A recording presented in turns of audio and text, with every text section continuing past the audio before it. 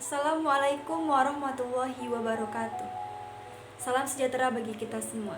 Perkenalkan, nama saya Purwaningsih dengan NIM 1905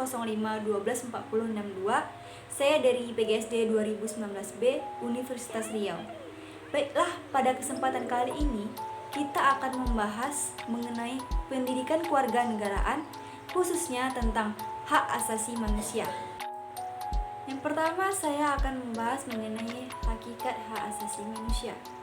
Menurut Kakim, ia menyatakan bahwa secara harfiah, hak itu artinya kewenangan untuk melakukan sesuatu dan tidak melakukan sesuatu.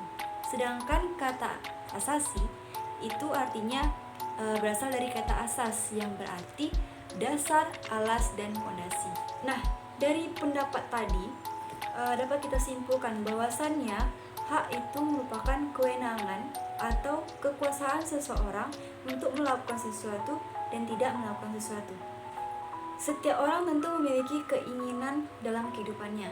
Nah, untuk mewujudkan keinginannya tersebut, tidak boleh ada satupun orang atau pihak manapun yang melarang atau menghalangi setiap keinginan seseorang dengan catatan keinginannya tersebut tidak mengganggu atau merugikan hak orang lain.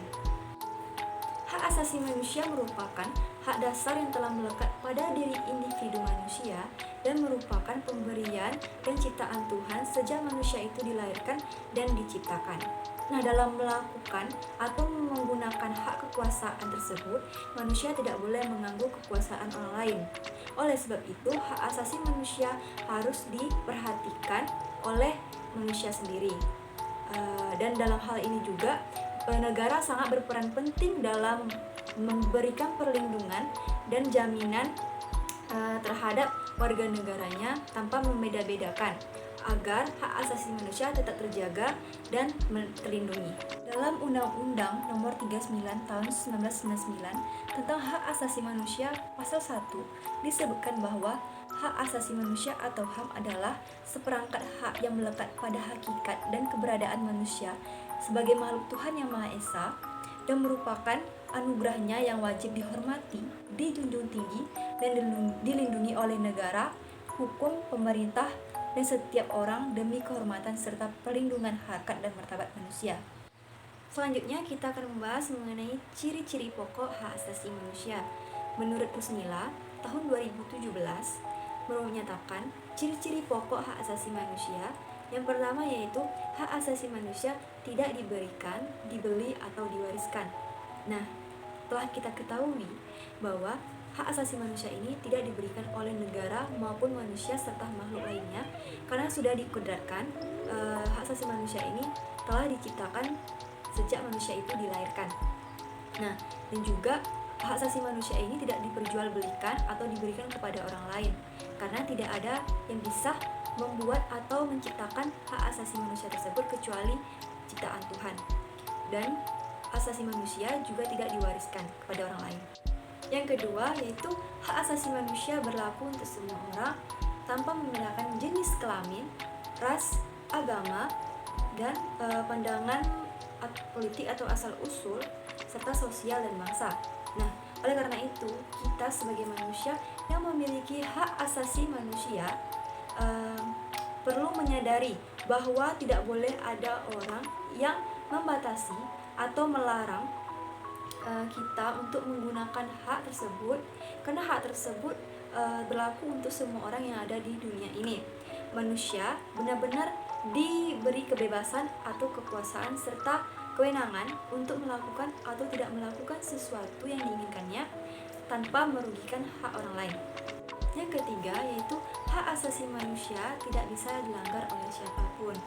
Maksudnya yaitu tidak boleh ada yang membatasi atau mengurangi serta melanggar dan mengurangi hak asasi manusia tersebut. Kemudian kita akan membahas mengenai 5 sifat-sifat dasar hak asasi manusia. Nah, menurut Dudi tahun 2011, yang pertama individual. Maksudnya di sini adalah hak-hak dasar yang sejatinya sudah dimiliki oleh setiap individual sejak manusia itu dilahirkan di muka bumi ini. Yang kedua, universal. Kenapa bersifat universal? Karena hak asasi manusia itu bersifat menyeluruh, terbuka, dan umum tanpa memandang ras, suku, agama, ataupun jenis kelamin dari seseorang. Ketiga, supralegal. Kenapa disebut dengan supralegal? Karena hak asasi manusia tidak hanya bergantung pada negara, pemerintah, ataupun undang-undang, sebab hak asasi manusia merupakan hak dasar yang dimiliki oleh setiap individu yang melekat pada dirinya sejak manusia itu dilahirkan. Selanjutnya kita akan membahas mengenai perkembangan hak asasi manusia di Indonesia. Menurut Sulaiman tahun 2015, hak asasi manusia di Indonesia menjadi terbagi 2 periode. Nah, yang pertama itu periode sebelum kemerdekaan, yaitu tahun 1908 sampai 1945. Pada periode ini, bentuk perkembangan hak asasi manusia di Indonesia sebelum kemerdekaan terjadi, yaitu melalui organisasi-organisasi pergerakan yang salah satunya adalah Pergerakan Budi Utomo, yang memberikan kesadaran kepada rakyat Indonesia akan pentingnya berserikat dan mengeluarkan pendapat serta argumen dalam perjuangannya untuk memperjuangkan kemerdekaan di Indonesia. Yang kedua yaitu periode setelah kemerdekaan, yaitu terjadi pada tahun 1945 sampai sekarang ini. Nah, yang pertama yang akan kita bahas yaitu pada masa awal periode. Pada masa ini, banyak diadakan seminar-seminar tentang hak asasi manusia, dan salah satunya yaitu seminar yang paling terkenal, yaitu seminar yang dilaksanakan pada tahun 1967, yang mana dalam seminar tersebut terdapat rekomendasi dan gagasan akan penting hak asasi manusia, yang kemudian berhasil mencetuskan rekomendasi tentang perlunya pembentukan sebuah pengadilan yang khusus untuk membahas dan mengadilkan tentang segala sesuatu yang berkaitan dengan HAM. Selain itu juga diperlukan pembentukan komisi dan pengadilan HAM untuk wilayah Indonesia. Nah, yang kedua itu HAM tahun 1970 sampai 1980. Pada masa ini, yaitu para penguasa-penguasa yang ada di Indonesia sangat menentang dan menolak akan hak asasi manusia karena dianggap sebagai pemahaman orang barat.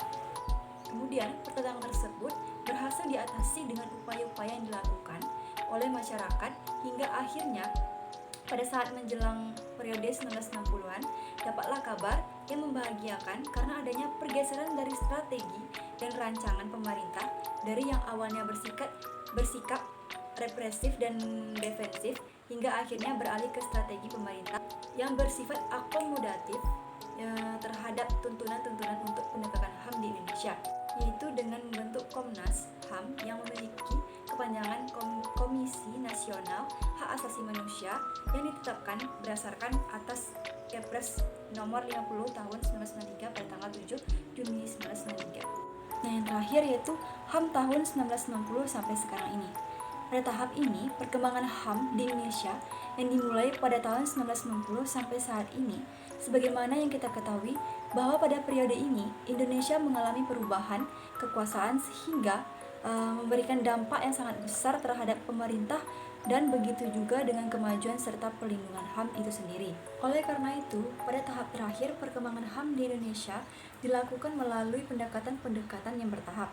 Adapun tahap pertama yaitu status penentuan dan tahap penataan aturan secara konsisten. Yang terakhir, saya akan membahas mengenai kasus pelanggaran HAM yang terjadi di Indonesia. Yang pertama yaitu kasus penculikan aktivis 1998. Penculikan aktivis 1998 ini merupakan pelanggaran hak asasi manusia berupa penghilangan secara paksa. Komnas HAM telah menyimpulkan bahwa kasus ini merupakan kasus pelanggaran HAM yang berat. Yang kedua, pembunuhan Munir. Munir Said Talib merupakan seorang aktivis yang aktif memperjuangkan hak asasi manusia. Munir meninggal dunia dalam perjalanan menggunakan pesawat menuju Amsterdam, Belanda. Munir diduga meninggal dunia karena diracuni oleh seseorang. Ada pihak yang tidak suka terhadap sepak terjang Munir dalam memperjuangkan hak asasi manusia. Yang ketiga yaitu tragedi Trisakti pada tanggal 12 Mei 1998. Dalam tragedi ini, mahasiswa yang berdemonstrasi menuntut Presiden Soeharto turun dari jabatannya, terlibat bentrok dengan aparat yang ingin membubarkan demonstrasi. 4 orang mahasiswa meninggal dunia akibat tertembak dalam tragedi ini, diantaranya Hafidin Royan, Elang Mulia Lesmana, Hertanto, dan Hendriawan C. Dan masih ada beberapa lagi pelanggaran HAM lainnya. Baiklah, hanya ini yang dapat saya sampaikan. Jika ada kesalahan dan kekurangan, mohon dimaafkan. Saya akhiri, wabillahi taufik walhidayah. Wassalamualaikum warahmatullahi wabarakatuh. Terima kasih.